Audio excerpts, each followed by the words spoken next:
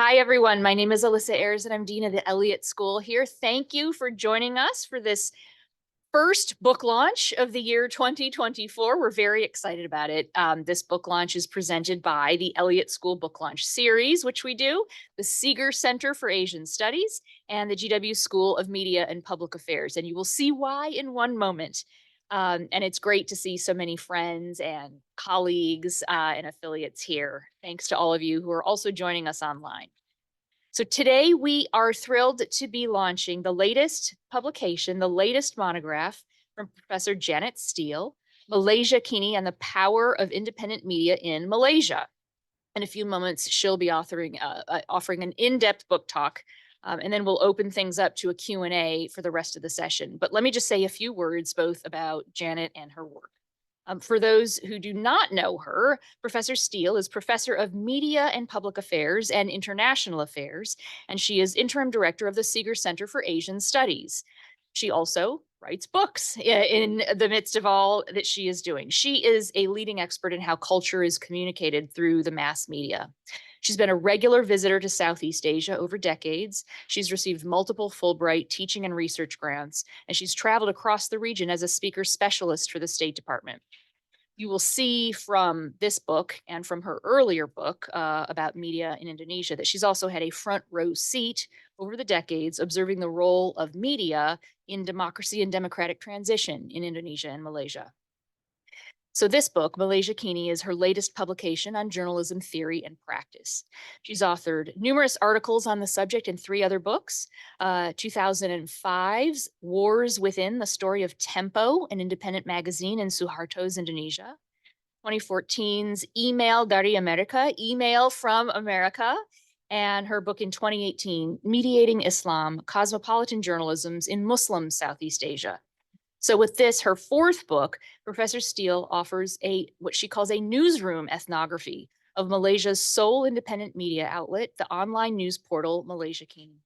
And she chronicles very deftly Malaysiakini's history from its start in the wake of public protests following the firing of Malaysia's deputy prime minister in the late 1990s to its enduring success almost 30 years later. The director of the Reuters Institute for the Study of Journalism at Oxford, Rasmus Klein-Nielsen, declared that everyone who cares about independent journalism can and should learn from Malaysiakini's example, and there is no better place to start than reading Janet Steele's book. So I think we will all agree and look forward to hearing more from our colleague and esteemed author, Professor Steele. The podium is yours, and congratulations again on the book. Thank you. Well, thank you so much, and thanks to all of you for coming. I'm really touched. I have friends here from college, from Indonesia.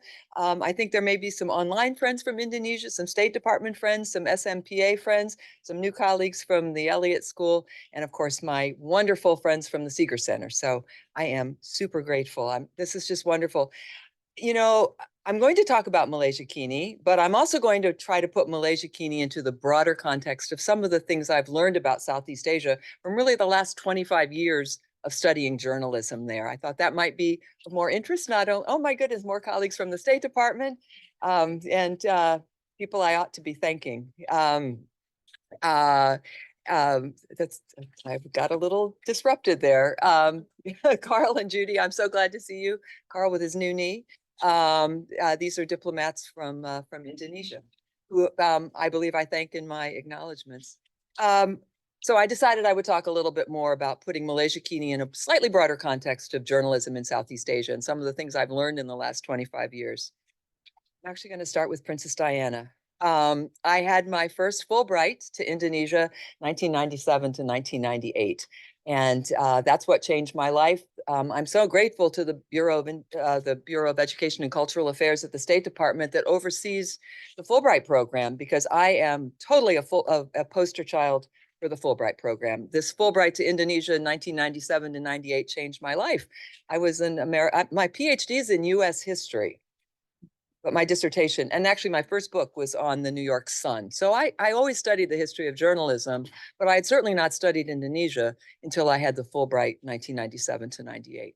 So I leave for the airport. I flew out of BWI on August 31st, 1997, the day that Princess Diana died. And so everywhere I went, it was a kind of circuitous route. I flew on Garuda for part of it, despite the Fly America. So I think I was in Minneapolis, and then I believe I was in at all the places I landed before I got to Indonesia. But everywhere I went, there was Princess Diana on television sets, and this was really the huge news of the day. So I get to Indonesia, and everybody tells me that I look exactly like her, which of course is not at all true. And so I show up at the University of Indonesia for my first day of teaching in the American Studies department, and they say, "Oh, we want you to give a lecture." And I said, "Sure, on what?" And they said, "Princess Diana." And I said, I really don't know anything about Princess Diana, but as my Indonesianist friends here know, you can't say no in Indonesia. That's really quite rude. So I quickly thought, and I said, well, maybe I can give a talk on media coverage of Princess Diana. And so I did, and it was a big success. And that's when I learned that a good professor really can lecture on just about anything given enough time. And so that was really my introduction to Indonesia. My real introduction to Indonesia was when I heard Gunawan Muhammad, the founding editor of Tempo magazine, which had been banned by Suharto in 1994. I heard him accept an award here in Washington, actually in Arlington. It was the Louis Lyons Award for Courage in Journalism. And I had heard of Tempo. I knew that this was publication like Time magazine that had been banned by Suharto. And I got to hear Gunawan speak. And I remember him saying, "I don't know why the army should fear us when they're the ones with the guns." And that made a really big impression on me. And so I go to Indonesia, and it seems like everybody I meet is an ex-Tempo journalist, including my good friend Bambang Herimurti, who was also a Fulbrighter. And so I was introduced to Bambang, who at that point, he was kind of the leader of the former Tempo journalists. They were all at a publication called Media Indonesia. They invite me to Media Indonesia. I go meet them, and they asked me if I could come and teach English. I said, "No, I'm not an English teacher." But I said, "I'm happy to come and talk about journalism once a week, and we can do it in English. This would be fun." And, I was thinking, well, here, these poor journalists, they're working under this terrible authoritarian regime. There's no press freedom. This will be very interesting. We will talk about press freedom. I will introduce them to good journalism. Well, I was so wrong. I was so wrong. The very first thing that I learned is that nobody has to teach journalists how to do good journalism. That no matter what authoritarian regime we're talking about, journalists understand what good journalism is. They may not be free to practice it, but they know what it is. So they certainly didn't need me to tell them what good journalism was, because they already knew. And I actually learned way more from them than they learned from me. Okay, so the other really important thing that I saw in Indonesia that I've carried with me this whole time was the importance of journalist associations, independent journalist associations. After Tempo was banned, the Alliance of Independent Journalists was founded. And I don't know if my friend Andreas Harsono is here with us online. I didn't get to see who is in the virtual group. But Andreas and a number of his friends organized this group, which featured all of the prominent editors of Indonesia from publications that had been banned, including Gunawan Muhammad, including Fikri Jufri, including Aristides Kotopo from Sinar Harapan. And so this powerhouse of these journalists, as Aristides Kotopo said, it was as if the regular army had joined the guerrillas. And they became so important. They were founded because the state-sanctioned Indonesian Journalists Association had stated that it could understand the banning of the 3 magazines. So, of course, these young people did not agree with that. And in fact, they set up this group, and they came out with the Sirnagali Declaration, which said, "We reject all kinds of interference, intimidation, censorship, and media bans which deny the freedom of speech and open access to information." So the second thing I learned is that journalists themselves have to fight for press freedom. Nobody else is going to do it. The politicians aren't going to do it. Civil society might do it, but they need the leadership of journalists themselves, because journalists are the ones who can explain press freedom is not something that just benefits us. It's for all of us. It's for everybody. And so the Alliance of Independent Journalists was so important. I'll fast forward in a bit to what happened in Malaysia, but there's no comparable organization in Malaysia. And I think that's a big difference between what's happened in Indonesia and what's happened in Malaysia, that in Indonesia, journalists themselves organized in this very powerful group. Well, I got a little bit ahead of myself. This is the Parliament building, and this is the beginning of Reformasi in Indonesia, when civil society, student activists, journalists toppled Suharto. And I love this photo. I don't have a credit for it. I'm not sure who took it. But May 28th, May 21st, 1998, Suharto is forced to resign. What's really interesting, the next day, journalists circulate a list of demands they consider essential to press freedom, the very next day. Less than 1 week later, the new Minister of Information, Muhammad Yunus Yosfia, meets with these journalists and agrees to all 10 of their demands, including that they would eliminate the 1984 regulation signed by the Minister of Information. As he said, I can't change the law. Parliament has to change the law, but I can eliminate the regulations. And this was because of the demands of journalists. It was journalists themselves who did this. So, and Tempo got its license back. And I had to, my Fulbright was over. I cried all the way home on the airplane. And then I realized, you know, there's nothing to prevent me from going back to Indonesia. And in fact, I probably shouldn't admit this while we have administrators around, but never having been too good at math, I thought when I applied for the Fulbright, I thought it was my sabbatical year, but I'd actually miscounted. So my dean at the time in the Columbian College said, well, you can have the Fulbright and you can have the sabbatical, but you have to come back and teach for a year in between. Great. So I did, and I came back, and my colleague Joel Kuipers, who was the great Indonesianist here, I studied with him. I learned Indonesian, and then I went back on sabbatical, and I wrote a book on Tempo magazine. While I was there, they passed a new press law, which again, and Carl, I guess, was there when they passed the new press law. In fact, Carl invited me back. There was a little bit of nepotism involved. One reason there are so many wonderful diplomats here is that, you know, you guys all know each other. And so it turned out I was a pretty good speaker about press freedom. And so when you would leave Indonesia and go elsewhere, like to Myanmar, or like to Malaysia, or like to, you know, wherever, I've got invited to a lot of different countries to speak. So I'm real grateful for that. Anyway. It's networking. Okay, networking. All right. So this press law was really, really important. And one little backstory here, the Minister of Information, the guy who eliminated all those regulations and invited UNESCO in to come help with the press law, Muhammad Yunus Yosfia. He was the army general who was responsible for the shooting of those 5 journalists in Balibo in East Timor. Everybody knows this. Habibie appointed him to be the Minister of Information. And you can't tell me that he didn't do this on purpose. I actually got to interview him shortly after he took the job. And I said to him, do you think President Habibie has any idea of what you're planning to do? And he just laughed and he said, no, he didn't know.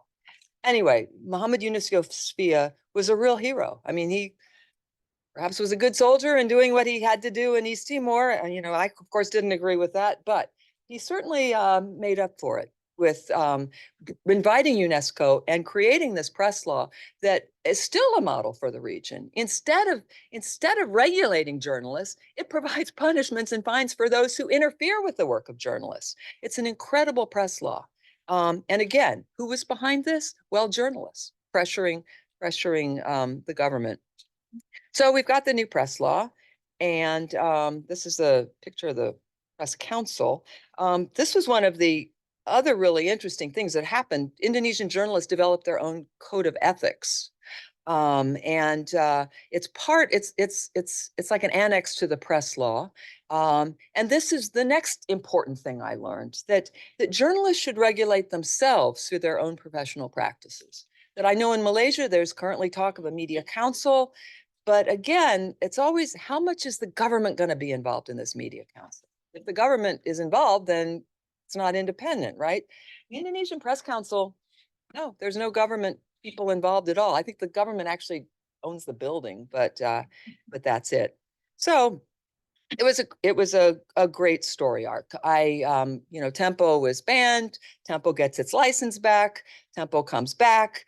Gunawan Muhammad, whose life was completely changed by the banning of Tempo, he goes from being basically a structural collaborator with the Suharto regime to being what one general called the most dangerous man in Indonesia because he was such a strong fighter for press freedom. So my book on Tempo is available for free. You can download it. Just Google me and my name and Wars Within, and you can download it for free. So that was a great story, great narrative arc. So Malaysiakini, my first visit to Malaysia, and this was in 2006. And again, I forget, Carl, you may have been in Malaysia. I'm not sure if that's why I got invited to Malaysia, but I got invited to Malaysia.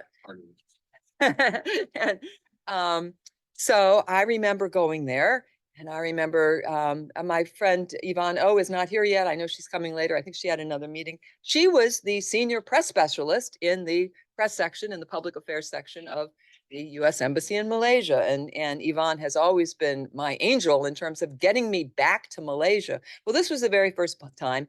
And she set up a whole bunch of talks at different places, different newspapers, different universities. I remember thinking, where are the activists? Where are the interesting young people? Because everybody seems kind of not that interesting. Well, I got my book on Tempo had been out, and I got invited to give a talk at an organization called Gerak Budaya. It's an organ, which means culture movement. It's a bookstore, it's a movement, and that's where the young activists were. And so I met a whole bunch of them, and then they invited me to come back, and I love this. I got invited back to the Strategic Information Research and Development Center, which was part of Gerak Budaya, and they asked me to give a talk on the role of investigative journalism in fighting corruption. Now, that's a great topic. However, how on earth can you do that in a country which, even though there is guaranteed freedom of speech, assembly, and association, there are a host of limitations on the press in Malaysia.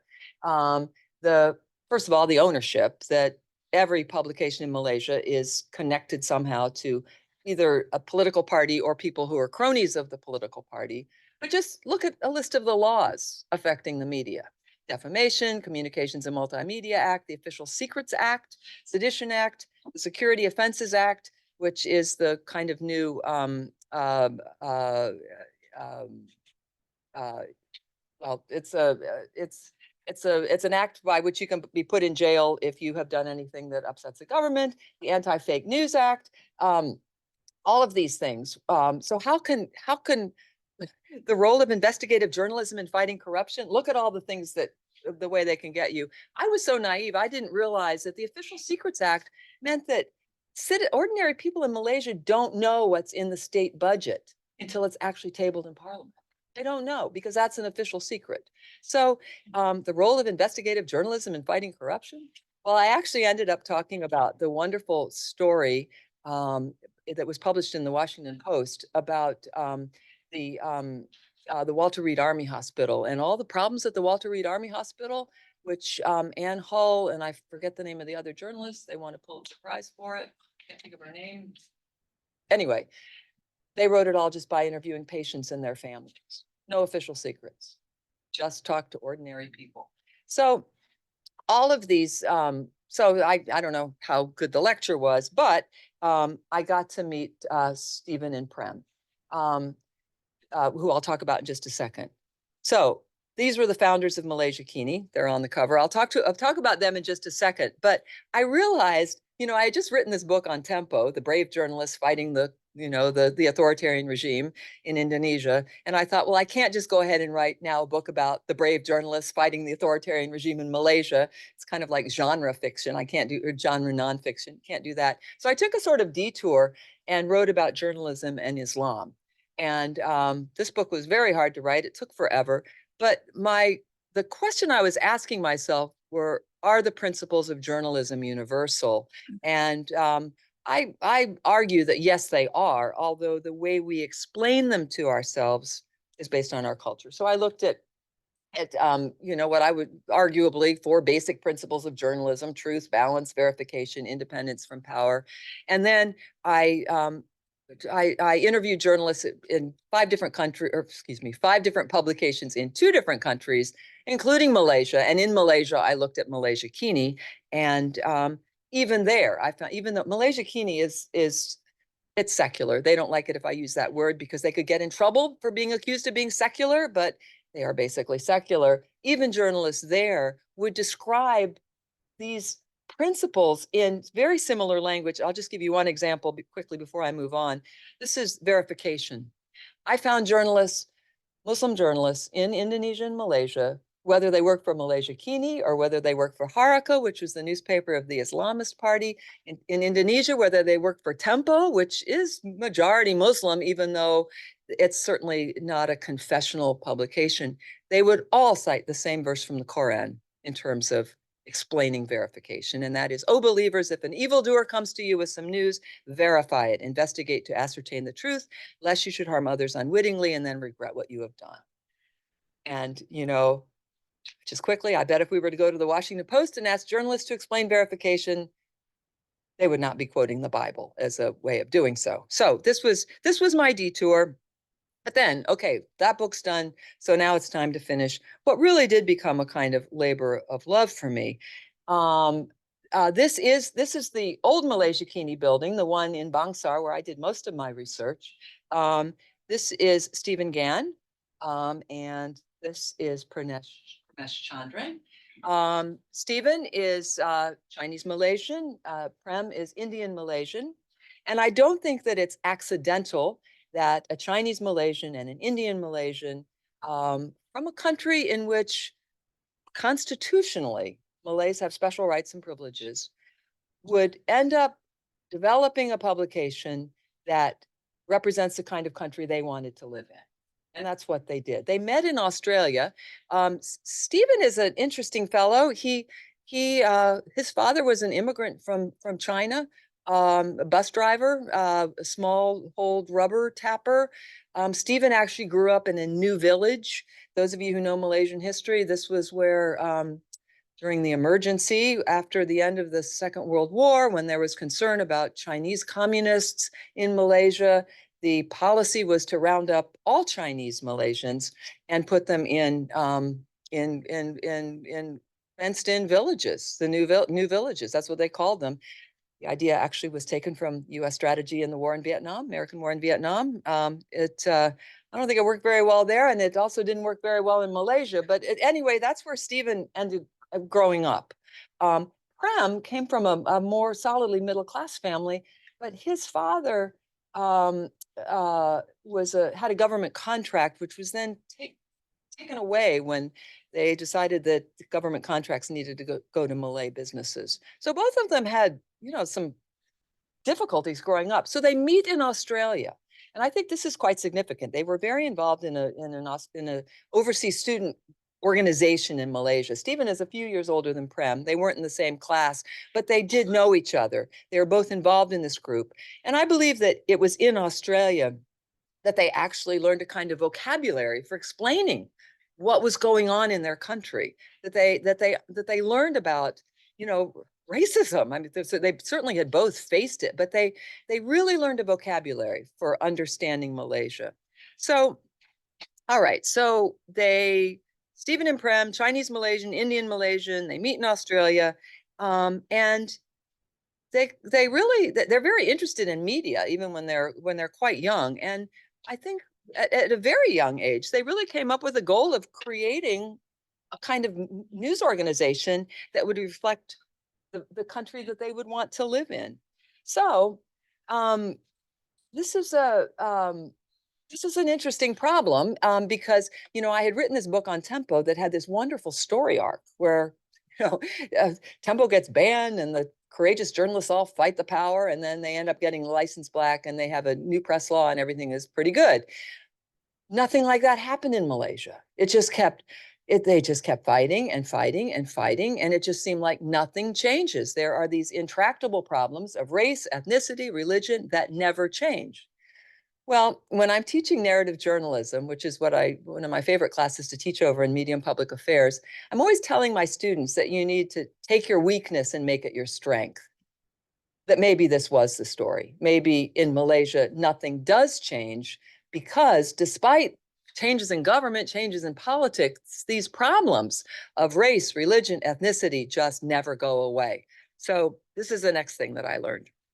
So what I decided to do was to write in the book to focus on how Malaysiakini, as this news organization, actually deals with these intractable problems, because the problems aren't going anywhere. And they are a news organization that actually is made up of the three main races in Indonesia, the same main ethnic groups: Chinese Malaysians, Indian Malaysians, and Malays. How do they actually navigate these problems? So I have chapters on Stephen and Prem and their backgrounds, which are really quite interesting. I did them a disservice by racing through it so quickly. And then I start with what actually a number of Malaysian friends use this term, the Reformasi generation, this generation that was shaped by the firing of Anwar Ibrahim in 1998. You know, he was Mahathir's golden boy for years and years. And on the cover of my book, which was actually designed by the wonderful former design director of Tempo magazine, Malayla Mahagasari, we've got Mahathir and Anwar. And the story starts with Mahathir and Anwar and actually ends with Mahathir and Anwar. But so Anwar gets fired, and people are really mad because, like, why? Why did he get fired? And so this is a famous picture of Tian Chua, which I'm using with permission of the Star newspaper. And again, great thanks to my friend Zakia Koya, who helped me secure permission to use it as a local as opposed to a foreigner, because I saved a lot of money. And anyway, he is in front of a water tank. And the demonstrations protesting the firing of Anwar were really quite extraordinary. So Stephen and Prem were a little too old to be part of the Reformasi generation, but the journalists they hired were straight out of that cohort. So I have a chapter on the Reformasi generation.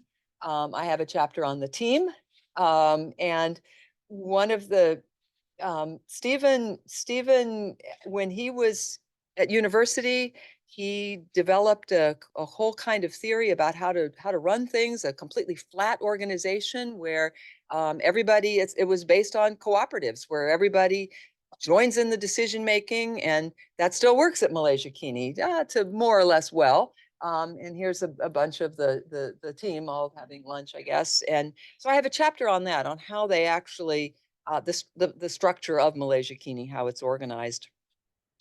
I have a chapter on independence, which is a term, you know, it's funny. I was thinking about my career and things that I've been interested in really my entire career, starting back when I was an American historian. And it's what journalists mean when they talk about independence.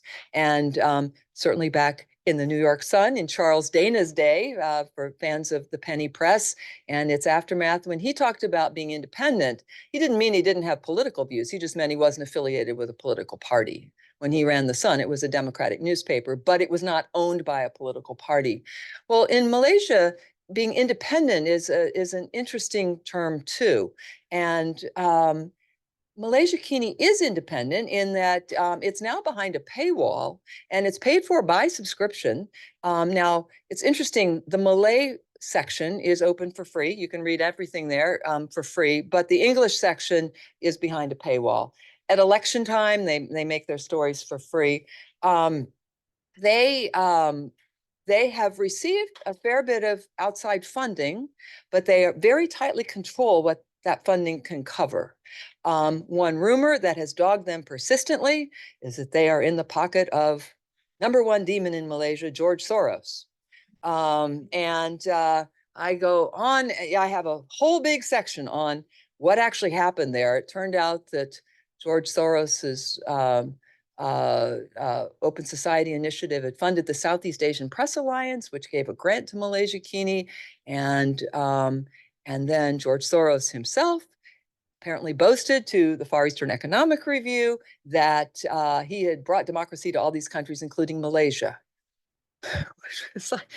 He did say that, and it was not true. But boy, did it create a huge uproar, just a nightmare for Malaysiakini. And they have been incredibly transparent about this. But to this day, if you Google Malaysiakini and Soros, you will find all kinds of stuff about Soros and how he's secretly funding Malaysiakini in order to topple, whatever government is there. So Malaysiakini has been subject to a lot of attacks. This was one. This is paint that was thrown on their sign. It was they're quite brave. They've been raided by the police. Their computers have been seized.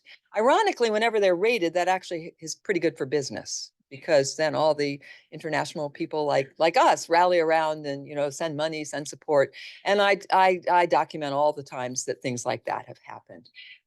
They have an important investor, the Media Development Loan Fund, which for anybody interested in why I suddenly decided to go to Serbia, it's a Media Development Loan Fund connection. That the Media Development Loan Fund was established by a Serbian journalist named Saša Vucinic, and their very first, well, maybe not their very first, one of their first clients was Malaysiakini, and they invest in Malaysiakini. So I knew that there was a very interesting thing going on with Serbia and with the former Yugoslavia and these ideas of what independent media could do.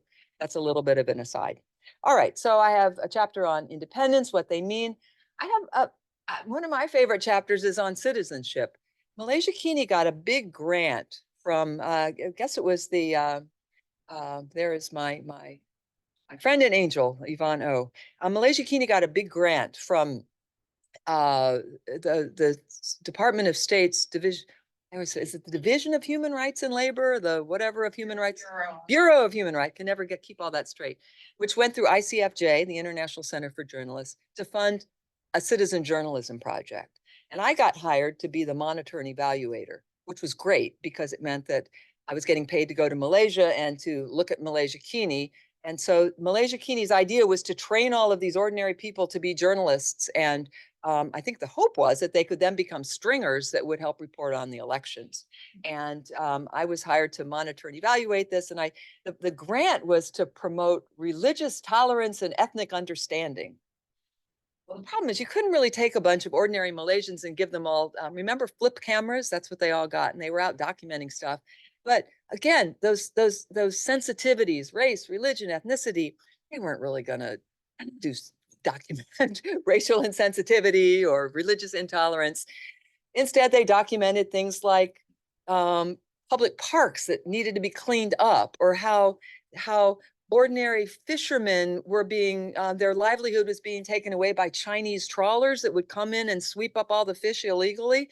They did a lot of stuff like that. And so when I was doing monitoring and evaluation for this project, I'm actually pretty good at this. What I realized that I needed to say, okay, look, so no, it didn't really further the goal of religious tolerance and ethnic understanding. What it did do was to take ordinary Malaysians and make them feel like citizens, that it was fascinating. All of these CJs, the citizen journalists, they would tell me things like, before I never felt like a citizen of this country, but now I know I can make a difference. So I actually argued, and this is why I'm a good writer of evaluations, I argued, look, no, it didn't do what the project was supposed to do, but what it did instead was way better. And it's very interesting.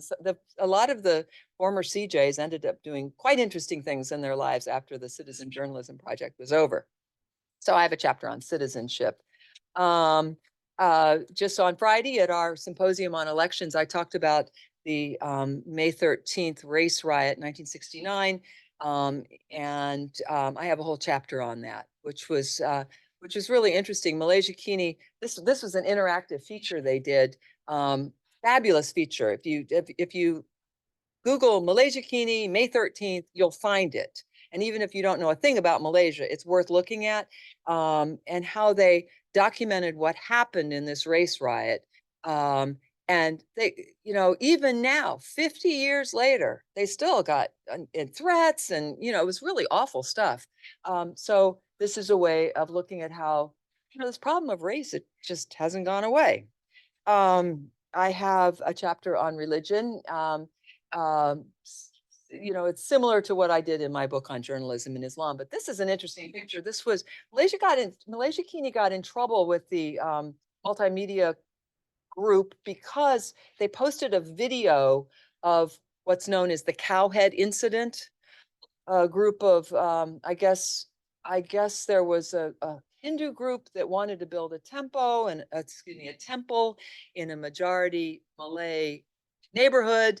And the neighbors reacted by taking a cow head, which of course is sacred, and stomping on it. And Malaysiakini had a video of this.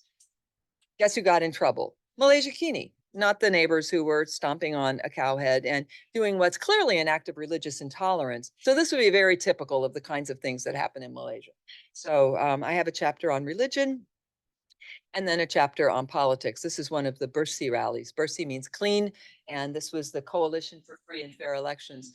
I've actually argued that one of the I hope I'm not offending anybody here, but a lot of the stuff that's been written about Malaysia is pretty boring. And I think one reason is it focuses on elections, and elections in Malaysia don't really change very much. That, there's a whole new cast of characters, but we've still got those same problems of race, religion, and ethnicity. And so in my book, I tried to do something different, not just look at elections, but to look at these problems that just never seem to go away. So in the politics chapter, we have the 14th general election, and that was in 2018. And I was here, and I remember having lunch with Yvonne over at Tonic, and it was just astonishing because for the first time, the Barisan Nasional, the same alliance of the three political parties that had basically controlled everything since independence, were toppled by a somewhat unlikely coalition of Mahathir and Anwar, who was sort of at that point the prime minister in waiting, but not formally. And the interesting thing is that at the time, and those of you who know Malaysia, love Malaysia, will remember with me how infuriating it was. Like Western media, all we could focus on was how old Mahathir was, rather than the fact that the first change in government in 60 years and just how extraordinary this was. So everybody was incredibly optimistic about this, and great things were going to happen. And the promises in their manifesto were that there was going to be increased press freedom. They were going to repeal the Sedition Act. They were going to repeal the Internal Security Act, that's the SASMA is the new name for the old Internal Security Act. And they were going to increase the independence of the state-run media, and they were going to form a media council. Well, then the pandemic came, and then the Sheraton move came. And without going into that, this was a kind of internal thing where Mahathir and Anwar, or Mahathir was kicked out. We had these two guys take over, and nothing happened in terms of media. So this is the next thing I learned, that if you haven't changed the law, you haven't changed anything. And this was really quite a terrible tragedy that, that the Pakatan Harapan came into power. Everybody thought, wow, it's finally the promised land. It's finally going to be better. But they didn't change the law. And, they had a good minister of information. Everybody liked him. I remember, I'm a researcher. I'm not an activist, but I remember asking my friends saying, is anybody like pressuring this guy to, to get the media council going, to really get the law changed? Everybody, oh, there's time. He's a good guy. He's a good guy. Didn't matter. They didn't change the law. Didn't change anything. So where are we now? I guess we sort of have a happy ending. It's at least it was an ending to my book. I at the end of 2022, Stephen and Prem both announced they were retiring. They've both been at Malaysiakini for over 20 years, so that was a kind of ending.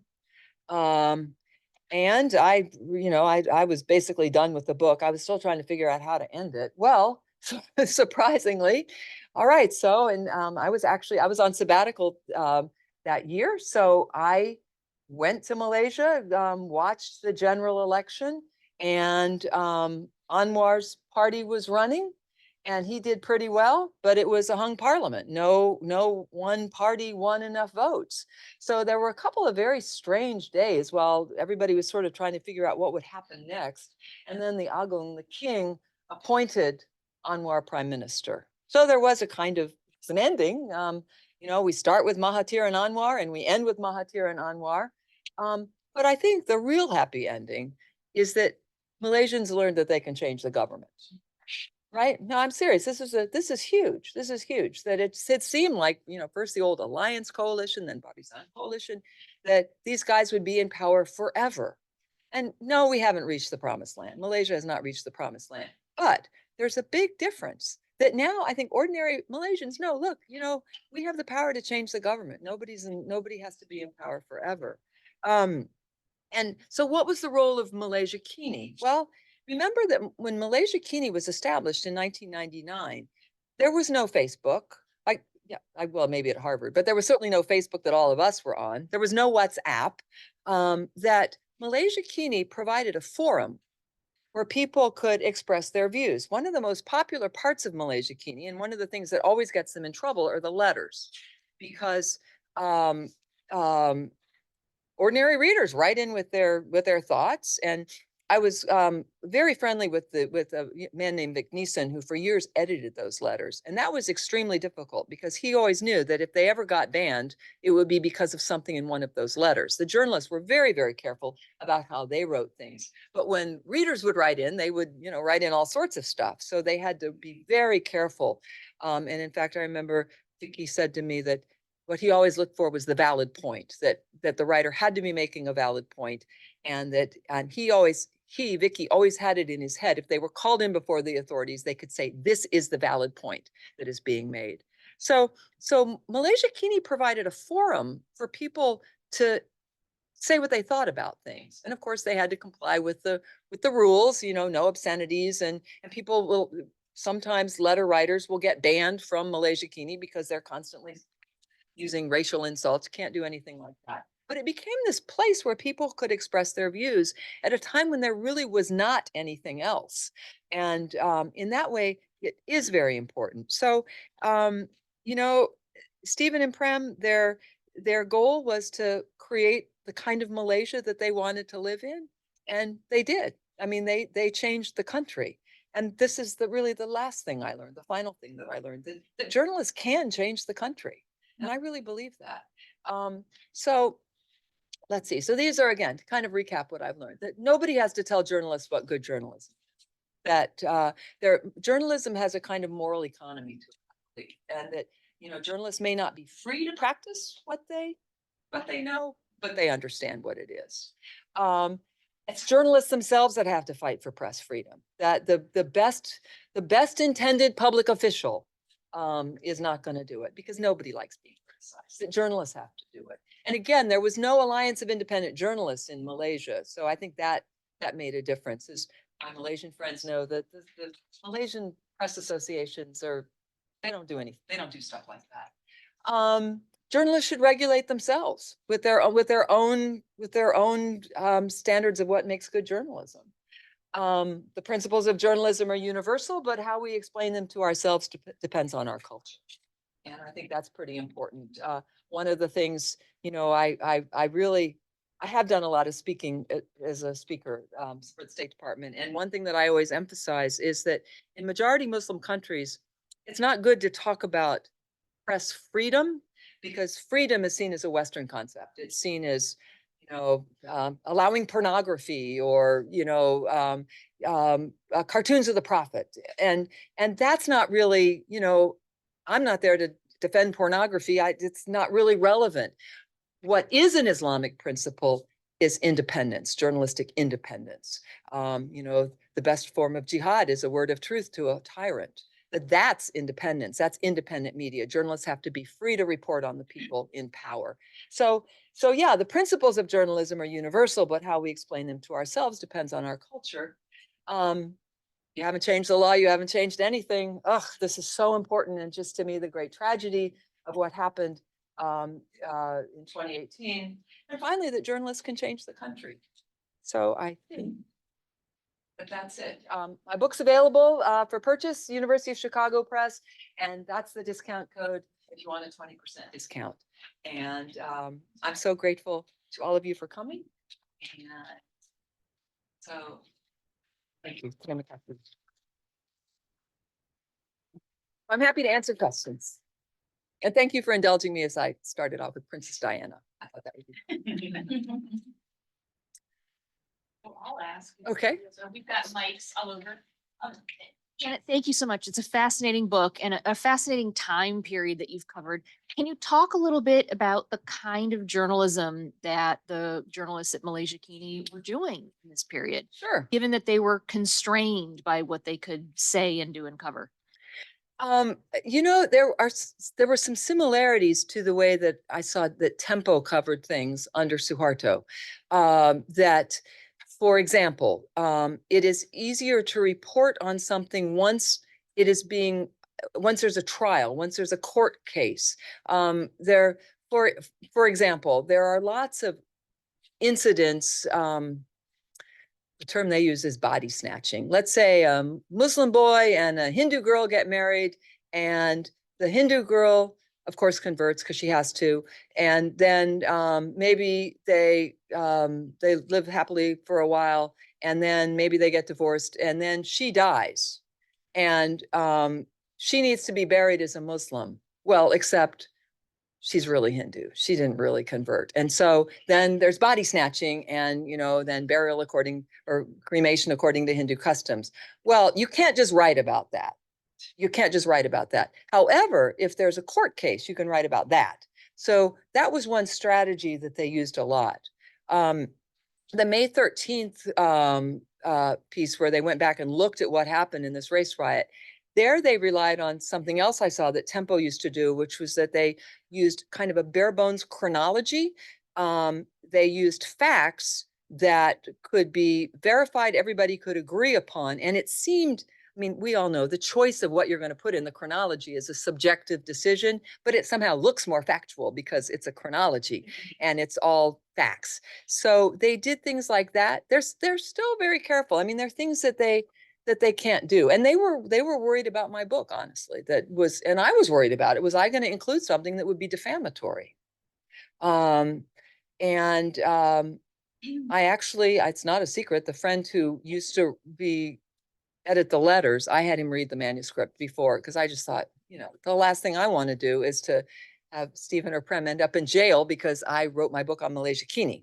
So they're still very careful. It's not, how do I put this? For the years that I was writing about it, it was mostly a newspaper online. They didn't really take advantage of the internet in the way, having interactive features, using all of the special affordances of the internet. They didn't really do that. Now they do it now. They have a special reports team, which is incredible, that does all kinds of really interesting interactive features. But this is a relatively new development. They were pretty much straightforward, just reporting on things that the mainstream media were not reporting on. And, one thing that I left out, I probably should have said, is that, after Anwar was, after he was arrested and then accused of all kinds of horrible things and in jail, nobody was reporting on him. And, but Malaysiakini did. And, so they were always quite brave and just reporting on the opposition that would be completely shut out of the mainstream press. When I blasted through those slides, I showed who owns the media in Malaysia, and they weren't going to report on Anwar's party. They were, and which was at that point run by his wife, Wan Aziza, but Malaysiakini would. So they would just do regular news, but in a really corrupted environment, it looked like it was oppositional. So they're always being accused of being opposition media, even though after Pakatan Harapan won in 2018, then, a lot of those people were mad because Malaysiakini was reporting critically about them too, that they've always been accused of being opposition media simply because they reported on the opposition at a time when the mainstream media would not. I think that was a good question because it was a big thing I left out, so which I should have said. Thank you. You first and then you second. I'm Peter Humphrey, an intelligence analyst and a former diplomat. One of the things that strikes me is watching coverage of the treatment of Muslims in China, in Malaysia. And I actually found an article about a Quran being burned in Alabama by some crazy pastor. But the hundreds of thousands of copies of Quran that were bulldozed by the Chinese government didn't get a squeak. And so I need to understand why Malaysian media, and I've looked at both government connected and independent media, you hear nothing but crickets when it comes to China's treatment of Muslims. And if they knew, I think Malaysians would be riding on the street, burning down the Chinese embassy and hunting Chinese diplomats for lunch. That may be your answer. But instead, there's nothing, and not even a little bit, unless they pick it up third hand from the New York Times or the London Times or something like that. I need to understand what the Chinese are doing to control Malaysian media, or what the self-censorship is here that allows the atrocity to carry on. Well, I think you actually did answer your own question. I think it has to do with the Malaysian government's relations with China, that certainly the state-controlled media isn't going to do anything to ruffle this sort of uneasy situation. And Malaysiakini tends to focus on domestic stuff. They don't have a lot of international news. And that's not really a good answer to your question. I don't really have a better one, though. I mean, Yvonne, what do you think? Why Yvonne, this is Yvonne O, who is now like program coordinator extraordinaire for 4 programs, but she's also the former U.S. Embassy press specialist. And I bet you would get asked this question. I would defer to you. Yeah.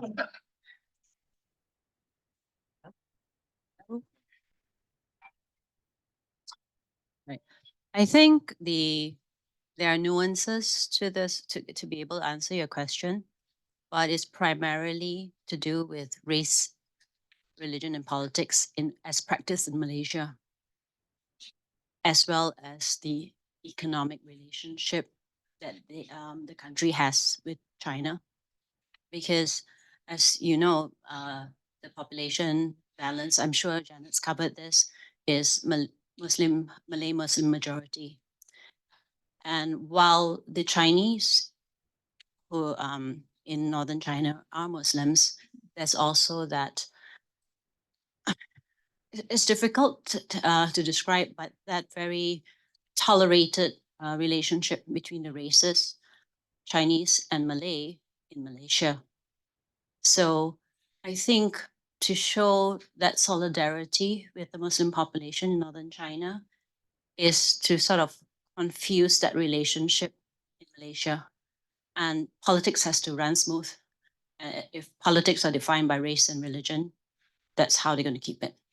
We don't want to think too hard because people will sort of swap alliances, perhaps. So the Rohingya create a similar problem. That's correct. That, you would think, wow, these are Muslims, and why is not Malaysia embracing them with open arms? But that's also problematic because they're not Malay. They're be seen as, ethnic Indian. So, yeah, I mean, this is what I mean by these intractable problems. It just don't ever go away in Malaysia, and everything is seen through these lenses. And so to even try to get outside of that lens is very difficult. Plus, I do think that I think Malaysian media, sort of like American media, is kind of insular. It's focused on itself. That I just don't think there's that much interest in China, period, and what's really going on in it. And for some of the reasons Yvonne said, I mean, I agree with you. It's an interesting problem, but yeah, Chinese Muslims, well, that's confusing. We don't want to it's actually really quite patronizing, the idea that somehow Malay Muslims are so easily confused that you certainly don't want to mention the Uyghurs, or because the next thing you know, everybody might be wishing each other Merry Christmas or something and forgetting who they really are. So it's for such a lovely country, there's a lot of kind of poisonous stuff that goes on there. And it's not a good answer. I'm sorry. And you had a question. Hopefully it's one I can answer. Thank you so much. My name is Arifa. You had this slide that journalists themselves have to fight for press freedom. So I think if you can explain it a little bit more, because this is a very difficult thing, that journalists are very divided, mostly between government agencies in such places. So how can they fight for the freedom? It's easy to say. So how do you see this? This is my question. I guess I see it as sort of the negative side of it, that if journalists don't organize themselves, if they don't push for independent media, press freedom, no one else is going to. That certainly in countries like Malaysia, Indonesia, I suspect Pakistan too, young people in school are not learning that independent media is a civil right, that it's something we deserve. We need to be able to have freedom of expression. We need to be able to write and say and think what we want. Nobody is saying that. You don't learn that in school. So how is anybody going to learn it? I remember after the transition in Indonesia, and I was so grateful to my friends, the diplomats who are here, who invited me to get to come back and be a speaker there frequently, that, you know, I would just say journalists have to be out there. They have to, you know, in Indonesia, there was expression, abri masuk desa, the army enters the villages. Well, I would say wartawan harus masuk sekolah. Journalists have to enter the schools. Journalists need to go and actually talk to people and get out there and explain, you know, that independent media is not just for them, it's for everybody. And I think even in this country, you often hear it's like, it's journalist press freedom, you know, it's like this luxury they have. It's something we all enjoy and benefit from, but it's not like you're born knowing that. And journalists know it. Often the problem is they're more interested in bread and butter issues. I think this is an issue in Malaysia, that being a journalist has traditionally been a pretty comfy job. And why rock the boat? You know, now being a journalist is not a comfy job for anybody anymore. So, you know, there may be more boat rocking going on. But that's why I actually started with the banning of tempo, because I think it was as if the regular army joined the guerrillas, that all of these people who had been pretty comfortable in Indonesia suddenly, you know, were out there in the front lines. And that did make a huge difference. And I've seen at various times in Malaysia, I thought maybe there was a turning point when the publication The Edge was banned. A whole bunch of young journalists got together and organized, and I thought maybe this is it. And there were people from mainstream media, but that kind of blew over. It just never really happened. And without that pressure, there's nobody else who's going to be doing it. Yes. I'm Julia Shenblock with the U.S. China Education Trust, and we're just down the hall. I wonder if you could comment a bit more about race relations in Malaysia, because I was there on May 13th, 1969, Really? in Kuala Lumpur. Oh my goodness. I was working. Tell us about what I was working for the Peace Corps then, and because I'm Chinese American, but in a riot, Right. they're not going to tell that I'm American Checking and your not ID. Chinese. Yeah. So the Peace Corps wrapped me up in a rug. I mean, we were incommunicado for 5 days, wrapped me up in a rug and smuggled me out from the airport. So I was not really clear how the press covered those events. All I recall was that they explained it not in racism, Right. about racism terms. They said that the public ran amok. Right. And, you know, they hacked people to death because they ran amok.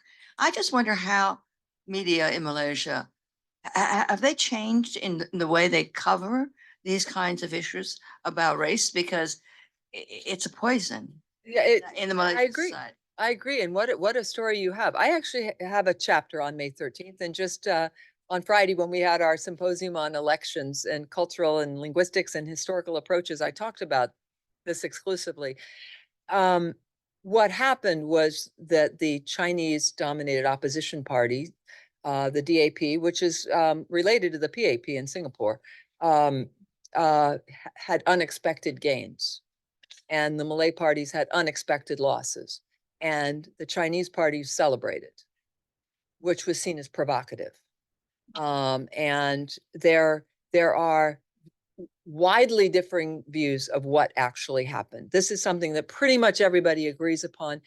There are views that say that the whole thing was engineered by Malay ultras in order to topple the then Prime Minister and then create a new Malay capitalist class. And one thing that did happen was the new economic policy, which benefited rural Malays, and it was sort of a Operation Bootstraps for rural Malays. It brought ultimately Mahathir to power. It created the Rukun Negara, which was the state ideology, which was like the Pledge of Allegiance. A whole lot of things happened as a result of this. And the talk I gave on Friday, which is also in the book, it's very interesting to me that Malaysians always use the term specter or ghost of May 13th. And I think that's such a fascinating term, because a ghost, as a Malay friend said to me, a ghost is something that you'd really better not talk about, especially if you feel its presence. And so every time there is an election, there's always the fear that if the Chinese-backed parties, or basically the non-Malay parties, do too well, there will be another race riot. And at every single general election, and this is in my book, and I talked about this on Friday, at every single general election, that ghost reemerges, including this last one. I mean, always. Apalagi China Mao, what else do the Chinese want? There is just this fear that the, Chinese dominated parties are somehow going to get more power, then it's a zero-sum game, take it away from the Malays, and there will be riots. So it's this, I mean, it is a poisonous thing. It is a poisonous thing. And so it was fascinating. I was really proud of Malaysiakini for trying to deal with this. And it's definitely worth looking at that interactive feature, because it's very, very interesting. They go through the whole thing, but the stuff they left out was very interesting too. And the stuff that they only published in English was very interesting. They didn't publish in Malay was interesting. And so it's a fascinating story, but there's still this fear. What's going to happen? Yes. Thank you. My name is Neha. This is a general question. Government of any country has all the power. Do you think independent media is really independent, which can report anything and everything happening which is immoral or which should be reported? And second question is, do Malaysiakini still have barriers or restrictions even though they are independent? Because ultimately government is more powerful. Sure. Even though speaking truth is more powerful ideally, but we are not living in an ideal world, as we know so far. Thank you. I think, yeah, there's no perfect media system and there's no perfect society. But to me, the fundamental principle is that journalists should be free to report on those in power. They should be independent of those in power, and they should be able to report on those in power. And, each culture has its own sort of internal rules of what is appropriate and what isn't appropriate. One of the things that to me is so interesting about what's happened in the United States with the Trump administration was that they didn't follow the rules that everybody had always followed. So there's a lot of rules that are unspoken, unwritten. Everybody just assumes that we're going to follow those rules, in this country and every country. So, how countries figure out they're going to do things, it just depends on culture. But still, to me, a fundamental principle is journalists should be independent of those in power, and they should be free to report on those in power, and how they choose to do it is sort of up to them. And yes, there's still certainly things that Malaysiakini is very cautious of. And yes, they could get banned.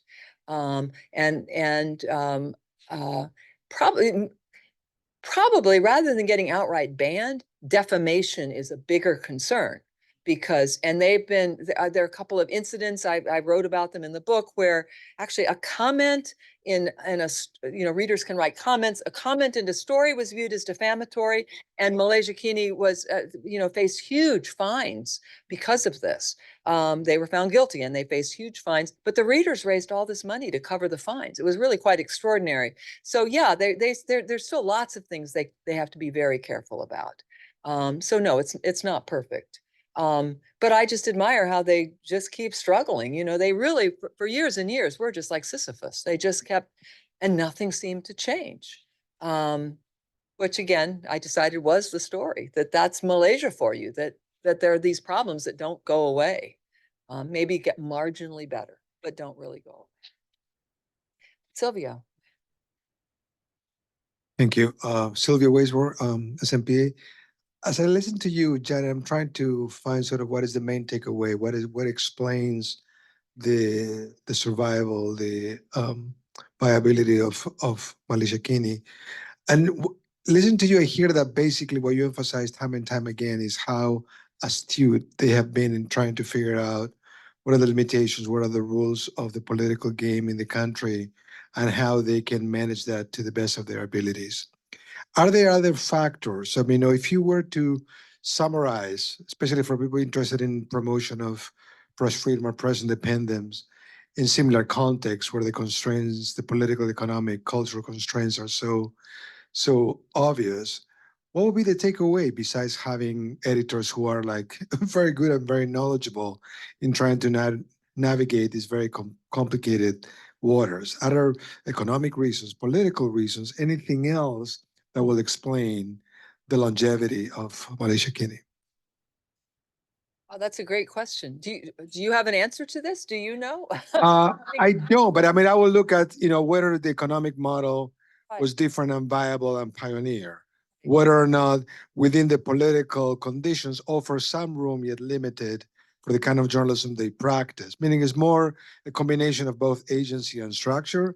So the agency is how smart they are in trying to sort of figure out what is the best way to position the reporting and the organization within the political, economic, and cultural constraints. It's like, how does Rappler do it? And Right. Or the other organizations. I mean, you have been interested in similar organizations in other countries, in Indonesia and Serbia. right. So, I mean, that to me is a common interest, not just that you have, but basically, or if you think about other countries, Right. what are the insights? Right. know? And I don't know. I mean, I guess now I know about two countries extremely well, Indonesia and Malaysia, and these journalists who managed to do that. And then also we all know the story of Rappler and Maria Ressa and what she's doing. And then, I become interested in Serbia and Radio B92 and what they did.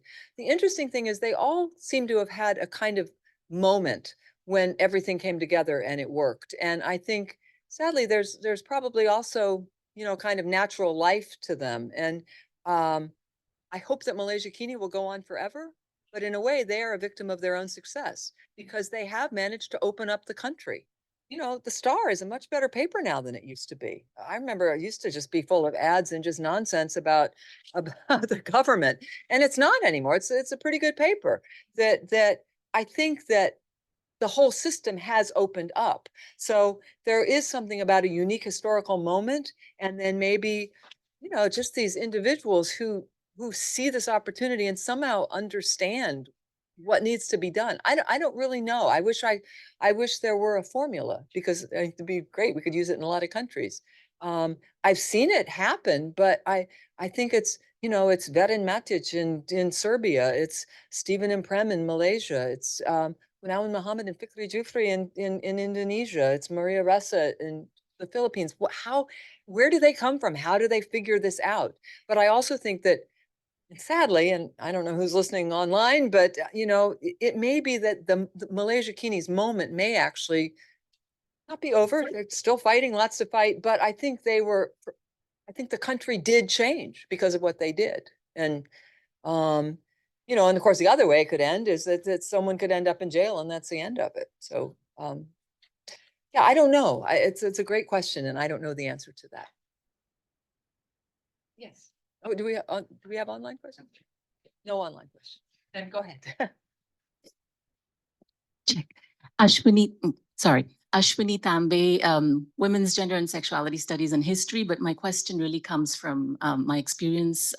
I spent my childhood in Malaysia and still keep in touch with my friends. And I really appreciate your use of the word ghost and haunting because that is exactly how I experienced the way people around me spoke about 1969 as I was growing up. Barely anything actually said about it, but constant avoidance. The thing that I've noticed that has changed with my school friends group, we are actually on WhatsApp and we've been communicating before that Facebook. So I've been watching how they talk about race over the last 15 years. And I've really been struck by a much greater openness and particularly in WhatsApp circles. And so I think the 2018, change could be also attributed to the rise of social media platforms. And so I was curious about whether your book engages that question about, what is the relationship between Malaysiakini and this changing social media environment, where they have to also appeal to a certain kind of thirst or hunger for, really, a kind of a constant scaling up of what is newsworthy. Right. I don't write about that. I'm interested in Malaysiakini, and there's certainly other communication scholars who've written about social media and its effects on Malaysian politics. Ross Tapsell from ANU in Australia, he's written a lot about social media. Malaysiakini was really pre-social media. That's the interesting thing, that they were able to do through their letters and their forums a lot of things that now we see on WhatsApp. Now they've also adapted. One of the things, it did take me 15 years to write this book because I couldn't figure out what the story was, honestly. And I just kept going back and watching them and going to their retreats and their editorial meetings and trying to figure out what is the story here. And, watching them deal with the rise of social media and use the rise of, but they were not really pioneers in, yes, they've got a Facebook presence and they've got a WhatsApp presence and they're on Twitter, but they were sort of following others in that regard. So I don't think that they were really pioneers in that way, but everything they did was pioneering in terms of having this creating this community. And their citizen journalism program was really quite innovative too, although not for the reasons the State Department was funding it. So that was interesting. Yes. I think this is related. I'm Madeline Ross, U.S. China Education Trust.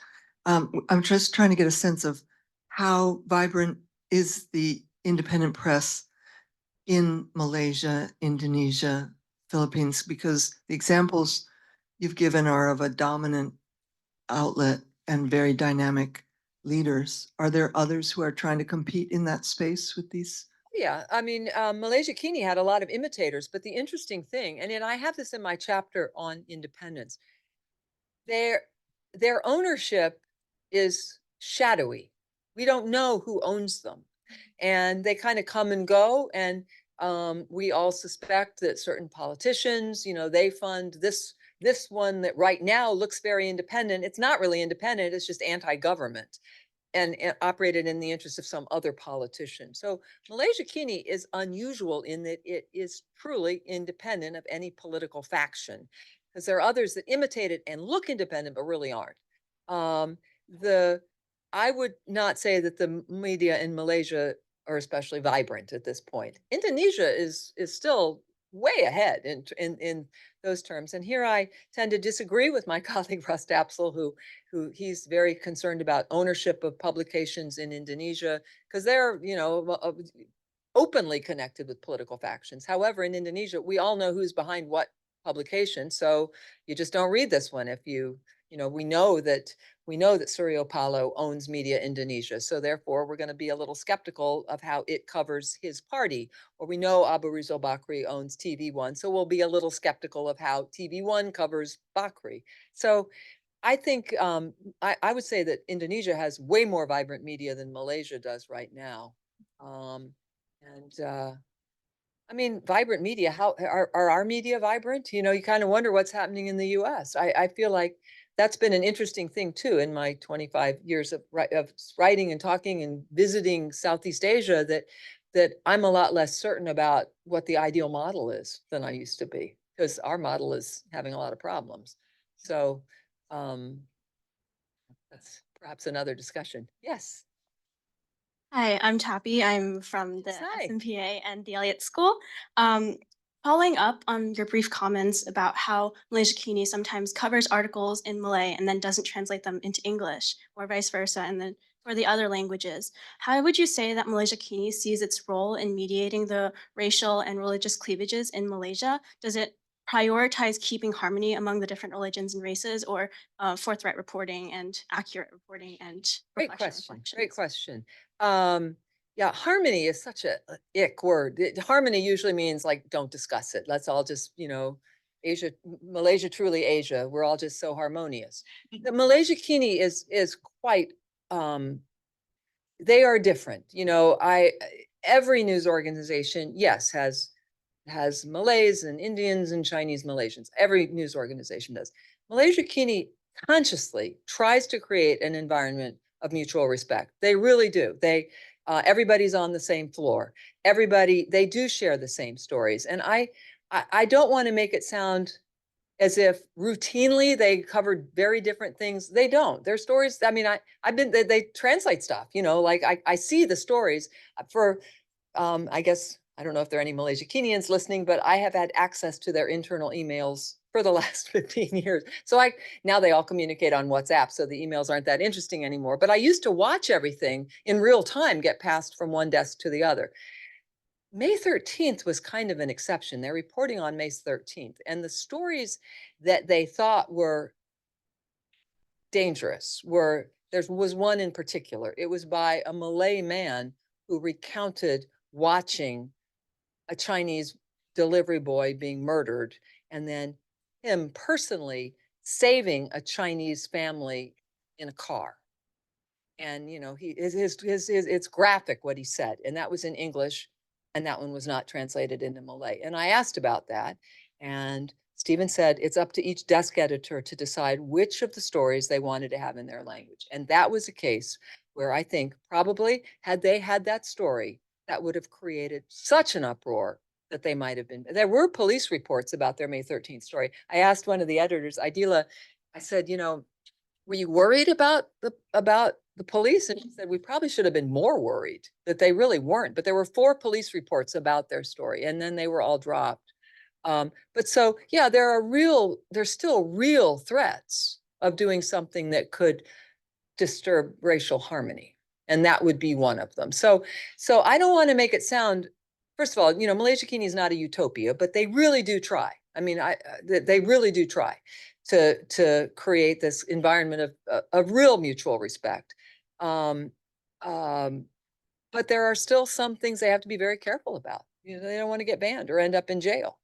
But that's a really good question. There are still lines, and everybody knows what they are. And to have a Malay man talk about, acknowledging murdering a Chinese delivery man, that could just be, the May 13th story is just a great story. You have to look at it. Had 2 editors, Idila Razak, who is Malay, and then Sin Hao who is Chinese Malaysian. And Sin Hao was really attacked on social media, called a Chinese pig and, Babi communist pig. So it's bare knuckle politics in Malaysia. So, Malaysiakini isn't perfect, but they really do try. And this is their policy to do this. So, good question. Yes, thanks. Hi, I'm Camilla Bailey from Radio Free Asia, and you touched on the fact that press freedom is not guaranteed, not something to be taken for granted, and has arguably shifted a little bit in the last decade. If you had to pick 1 or 2 big lessons for American press to take from Malaysiakini's journey, could you give a couple recommendations? To be grateful for what we have, and I think, my diplomatic friends who've been in countries with authoritarian regimes, that Americans so take for granted independent media, press freedom. I mean, here we're allowed to say press freedom. We take it for granted. And it's something that's so extraordinary. And when I've seen people who are, willing to go to jail for these principles and willing to risk everything, it's, it's really extraordinary. And sometimes I just wish I could take my fellow Americans and just shake them and say, look, look what you've got. Don't throw this away. Don't squander this over something stupid. These journalists are my heroes. And this is, I feel so strongly about this. And one thing that I actually love getting to speak in other countries to journalism students and young journalists. I feel like we're not often enough cheerleaders for good journalism. We should be, because I really do think that journalism is the most noble profession there is. What else is better than bringing truthful information to the public so they can make good decisions? And that's why for me it was just shocking, the idea that journalists are the enemies of the American people. You've got to be kidding, that this is, we all know journalists who've been in jail for these principles. So, yes, that to me is the most important thing. I mean, journalists their job is to bring truthful information to the citizens so they can make good decisions. And what could be more noble than that? I really believe that. And I have lots of examples from around the world that I like to be able to show. Look, this is what people did. These guys, these two ordinary guys, Stephen and Prem, they're humble, just normal guys. They changed the country. I really think that. And, it's kind of amazing. Maybe that's a good place to end. It's almost. I'm so grateful to all of you for coming. To Alyssa, thank you for your introduction. All of my friends from all over the place. I'm really grateful. Thank you so much.